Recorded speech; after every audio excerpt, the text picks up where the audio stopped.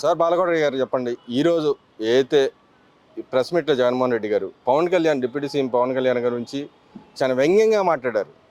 ఆయన కార్పొరేటర్కి ఎక్కువ, ఎమ్మెల్యేకి తక్కువ, ఏదో ఒక్కసారి గెలిచాడు, దానికి అంత విరవగాల్సిన అవసరం లేదన్నట్టుగా మాట్లాడుతున్నాడు.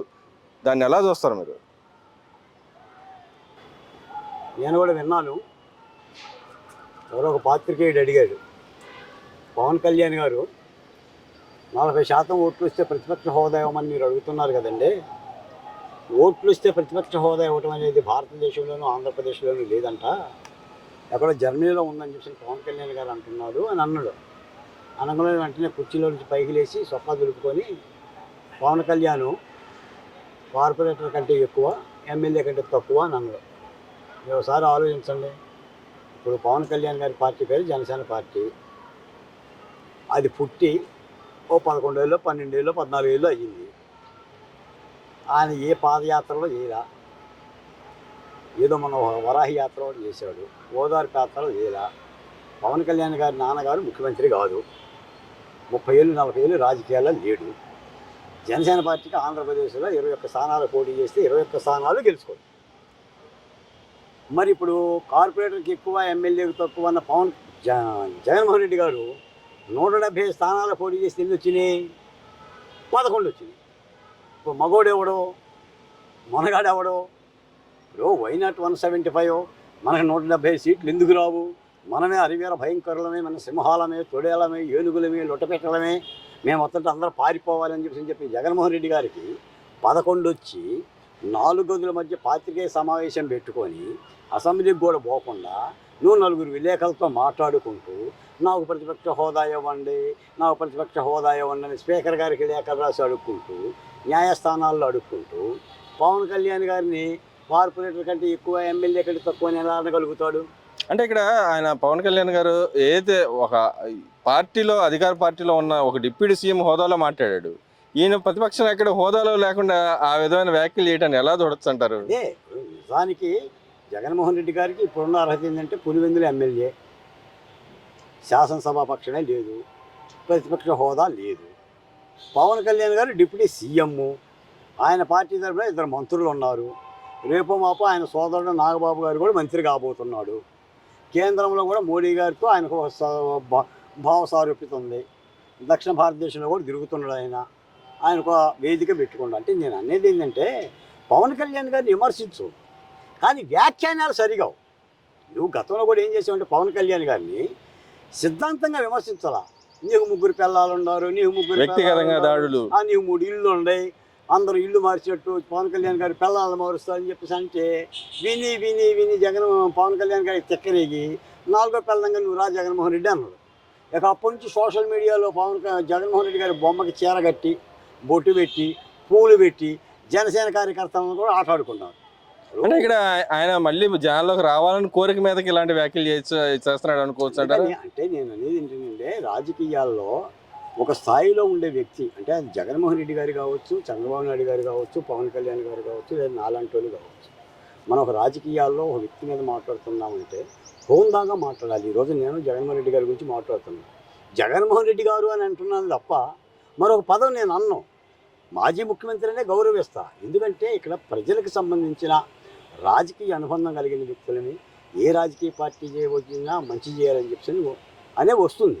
కానీ జగన్మోహన్ రెడ్డి గారి వైఖరి ఎలా ఉంటుందంటే వ్యక్తిత్వంగా తోలనాటం. నేను ఇందాక కూడా మాట విన్నాను సార్, చంద్రబాబు నాయుడు గారు ఫ్రీ బస్ పెడితేనంట రాయలసీమ ప్రజలందరూ కూడా ఫ్రీ బస్సులు ఎక్కేసి ఏదో అమరావతిలో కడుతున్నారుగా, అది చూడటానికి వస్తామని అనుకుంటున్నారు అని. అంటే ఇంకా అమరావతి విషయంలో బొత్స గారు కూడా వ్యాఖ్యలు చేశారు, మీరు కేసు కూడా పెట్టారు.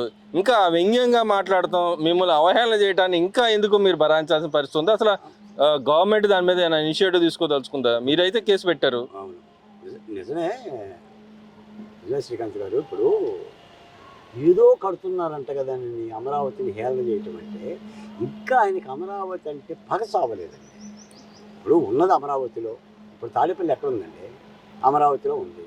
5 ఏళ్ల పరిపాలన ఎక్కడ చేసామండి? అమరావతి నుంచి పరిపాలన చేశాం. సచివాలయం ఎక్కడుంది? అసెంబ్లీ ఎక్కడుంది? హైకోర్టు ఎక్కడుంది? అమరావతిలోనే ఉంది. నువ్వు పెట్టిన పాత్రికేయ సమావేశం కూడా అమరావతి. ఇంకా ఏదో కొడుతున్నారని చెప్పి మాట్లాడుతున్నావు. మీకు నిన్న మొన్న బొత్స సత్యనారాయణ గారు కూడా అమరావతిని శ్మశానం అని నేను అన్నాను, అంటాను, దాన్ని కట్టుబడి ఉన్నాను. ఏంటి అనడం? ఒక ప్రాంతం మీద ఈ విద్వేషం ఏంటి? దాని మీదే వెలగపూడి గ్రామానికి చెందిన కంచెల జగన్మోహన్ రావు అనే ఒక రైతు నిన్న నా సమక్షంలోనే పిల్లూరు పోలీస్ స్టేషన్లో ఫిర్యాదు చేశారు. ఈ యొక్క బొత్స సత్యనారాయణ గారి మీద విచారించి కేసు నమోదు చేయాలి.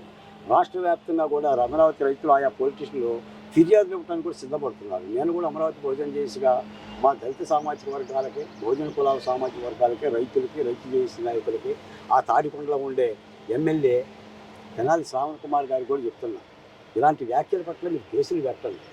ఎందుకంటే ఇది చూస్తూ చూస్తూ ఊరుకుండే విషయాలు రావు. ఇప్పుడు తల్లిని దూషించినట్టుగా, లేదంటే వ్యక్తిత్వ హననం చేసినట్టుగా నువ్వు అమరావతిని పదే పదే కూటమి ప్రభుత్వంలో కూడా చంద్రబాబు నాయుడు గారు ముఖ్యమంత్రిగా ఉన్నప్పుడు కూడా మీరు అలా వ్యాఖ్యానాలు చేస్తే దాన్ని ఖండించకపోతే ఎలా? అంటే తీసుకుపోతే మరోసారి మరో విద్వేషాలు రెచ్చగొడటానికే చూస్తుందంటారు. 3 ప్రాంతాల మధ్య గతంలో చేశారు, కర్ర వాత పెట్టిన పరిస్థితి మూడు ఏరియాలో ఉన్న ప్రజలు ఇంకా అదే విధంగా మళ్ళీ వెళ్ళటానికి మళ్ళీ ఏదో రకంగా జనాల్లోకి మనం వెళ్ళాలి అని దురాలోచనతో ఈ విధంగా వ్యాఖ్యలు చేస్తున్నారంటారు కంటిన్యూగా. మరి అలాగని అనుకోవాలిగా. చింత చచ్చినా పులుపు చావలేదు అన్నట్టుగా వీళ్ళు ఎంత ఓటమి వచ్చినా, ఇప్పుడు మొన్న ఎన్నికల్లో 3 రాజధానుల ఎజెండాతో వెళ్ళారు కదండి వైఎస్ఆర్ కాంగ్రెస్ పార్టీ. కూటమి పార్టీ అమరావతి రాజధానిగా వెళ్ళారు. ఏమయ్యింది? ఇప్పుడు ఒక అమరావతి రాజధాని అన్న వాళ్ళకి 124 స్థానాలు వచ్చింది, 3 రాజధానులు అన్న వాళ్ళకి 11 వచ్చింది అన్నప్పుడు దాన్ని యొక్క సమీక్ష చేసుకొని ఆ విధానం మార్చుకోవాలి కదా. నువ్వు అది మార్చుకోకుండా పక్కనే బొత్స సత్యనారాయణ చేత అమరావతి శ్మశానం అని నువ్వు మళ్ళీ అనిపించి నువ్వు ఏదో అమరావతి కడుతున్నారంట కదా. మీకు మాట చెప్తాను శ్రీకాంత్ గారు, మొన్న బడ్జెట్లో కూడా అమరావతికి రాష్ట్ర ప్రభుత్వం ₹1 కేటాయించారు. గత 0 బడ్జెట్లో కూడా ₹1 కేటాయించారు.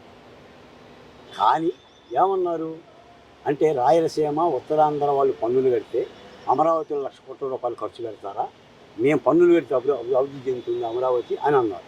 మరి ఇప్పుడు బడ్జెట్లో ₹1 కేటాయించలేదు కదా, మరి ఎక్కడి నుంచి అభివృద్ధి చెందుతుంది?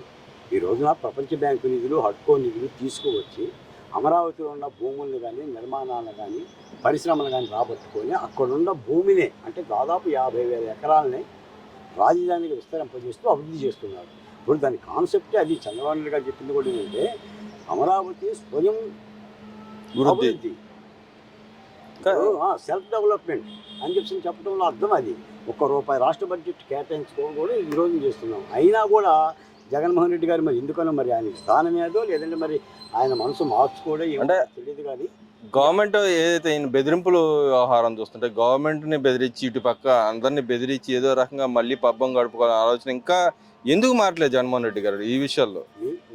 ఇప్పుడు జగన్మోహన్ రెడ్డి గారు ఇస్తున్న వార్నింగ్లకి అంటే పోలీసు వాళ్ళ గొడ్డలు పదేస్తా, బట్టలు పదేస్తా, రోడ్డు మీద నిలబెట్టనే మాటలకు కానీ, లేదా సప్త సముద్రాలు దాటి లాక్కొస్తాననే మాటలకు కానీ, డిఎస్పీని రిటైర్డ్ అయినా కొన్ని లాక్కొచ్చి లోపలేస్తామంటాం కానీ, మన పులివెందులో ఒక ఎస్టీ డిఎస్పీ మురళీ నాయకుని పిలిచేసి మేము అధికారంలోకి వస్తాం, నీ సంగతి చూస్తాను బెదిరించడం కానీ, వీటి మీద రాష్ట్ర ప్రభుత్వం ఏం చర్యలు తీసుకుంటుంది, ఎలా స్పందిస్తుంది, డీజీపీ గారు ఎలా స్పందిస్తారనే విషయాలు పక్కన పెడితే అసలు జగన్మోహన్ రెడ్డి గారికి ఇటువంటి మాటల మూలాన వచ్చే రాజకీయ లబ్ధి ఏంటి? ప్రజలను అసద్భావనాలు వ్యక్తం చేస్తారా, పూలమాలలు వేస్తారనుకుంటున్నారా? ఇప్పుడు పరుషపద్యాలు వాడి నీకు వచ్చిన లాభం ఏందంటున్నా. అంటే ఇక్కడ ఆయన ఇంకా మరి పదే ఎందుకు చేస్తున్నట్టు అదే విధమైన వ్యాఖ్యలని, అదే విధమైన వ్యవహార శైలి? అదే ఇప్పుడు నేను అనేది ఏంటంటే, ఇప్పుడు ఇలుక తూలి తెచ్చి ఏడాది ఉతికినా నలుపు నలిపే కానీ తెలుపు రాదు అని అంటారు. ఇప్పుడు మొన్న ఏం చేశాడు ఆయన? బోరుగడ్డ అన్ని పెట్టేసేసి పవన్ కళ్యాణ్ని అమ్మాబూతులు పెట్టించాడు. ఆఖరి బోరుగడ్డని ఏమన్నాడు? చిల్లకుండా చొక్కా తగిలించుకున్నట్టుగా నీ తలకాయ తీసుకెళ్ళిపోతాను చంద్రబాబు నాయుడు అన్నాడు. పోసాని కృష్ణమురళి ఏమన్నాడు? అసలు మరీ నేను ఉన్నానండి, చాలా బాగా చేసింది పవన్ కళ్యాణ్ గారి భార్యని బిడ్డల్ని పోసాని కృష్ణమురళి అన్న మాటలు వింటుంటే ఎంత దుర్మార్గంగా ఉంది. మరి అలాంటి మాటలను ప్రేరేపించావు. ఎంతమంది వైసీపీ సోషల్ మీడియాలో పెట్టేసి షర్మిలారెడ్డి గారిని కూడా అన్నారు కదా. ఇప్పుడు వయసుతో నిమిత్తం లేకుండా చంద్రబాబు నాయుడు గారిని అన్నారు కదా, భువనేశ్వరిదేవిని అన్నారు కదా. అంటే ఈ విధమైన ప్రోత్సాహం మూలాన నీకు వచ్చిన లబ్ధి ఏంటి రాజకీయంగా? ఆఖరికి నీ ముఖ్యమంత్రి పీఠమే బుద్ధింది. మళ్ళీ అదే పడి ఇప్పుడు దూషించడం మూలాన, లేదంటే ఎగతాళి చేయటం మూలాన, హెచ్చరికలు చేయటం మూలాన, వార్నింగ్లు చేయటం మూలాన, అమరావతి మీద రాళ్ళు వేయటం మూలాన, లేదా పోలీసులను వేయటం మూలాన జగన్మోహన్ రెడ్డి గారికి వచ్చే లబ్ధి ఏంటండి? కాబట్టి ఆయన సమీక్షించుకుంటాడు లేదు అనేది అంటే జనరల్గా చాలామంది పెద్దోళ్ళు ఏమంటారు ఏంటంటే జగన్మోహన్ రెడ్డి గారు ఆయన తరహా వేరు, ఆయన ఏమి ఆలోచించరు, ఆయన వెనక తీసుకోడు, ఆయన విధానమే అది అని చెప్పేసి అని అంటాడు. పోసాని కృష్ణమురళి కొన్ని పొద్దున ఒక పెద్ద ఆయన అన్నాడు, పోసాని కృష్ణమురళి ఎట్టయితే పాత్రికేయ సమావేశంలో పవన్ కళ్యాణ్ గురించి మాట్లాడిందో జగన్మోహన్ రెడ్డి గారి 4 గోళ్ల మధ్య కూడా అలాగనే ఉంటుందంట. ఎమ్మెల్యేల పట్ల, మంత్రుల పట్ల, వైసీపీ నాయకుల పట్ల కూడా అలాగనే వ్యవహరిస్తాడు. ఈరోజు మీరు ఒక మాట గమనించండి, విజయసాయి రెడ్డి గారి లాంటి కుడి భుజం వెళ్ళిపోవటానికి కానీ, లేదా బాలినేని శ్రీనివాసరెడ్డి గారి లాంటి పెద్ద నాయకులు వెళ్ళిపోవటానికి కానీ ఎంతమంది పోలేదండి. ఇప్పుడు కిలారి రోషయ్య, వసంత కృష్ణప్రసాద్ గారు, పార్థసారథి గారు, వీళ్ళందరూ ఎందుకు పోతున్నారు? నేను వదిలిపెట్టేసేసి ఎక్కడైనా సమీక్ష ఉందా? కాబట్టి నేను అనేది ఏంటంటే ఇటువంటి హేళన చేయటము, దూషణ చేయటం వలన రాజకీయంగా లబ్ధి చేయకూడదండి. జగన్మోహన్ రెడ్డి గారు చేసిన పని అదే. నువ్వు అమరావతిని దూషిస్తే ఏమవుతుందండి?